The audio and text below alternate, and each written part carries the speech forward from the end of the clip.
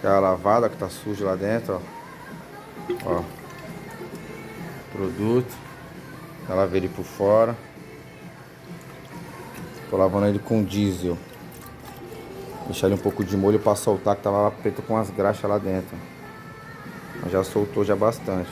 Deixar ele de molho. Enquanto isso, fazer a limpeza do radiador. Chama. Fica a dica aí, ó. Essa bomba tá fazendo barulho primeiro, ó. Pede pra fazer a limpeza e a substituição do óleo. Por completo, ó. Aqui vou colocar o óleo novo para a mangueira de entrada para entrar para a bomba. Deixar lá aberto. Lá vou botar a mangueira para jogar para fora o óleo velho. Até sair o óleo novo. Esse é o procedimento. Chama.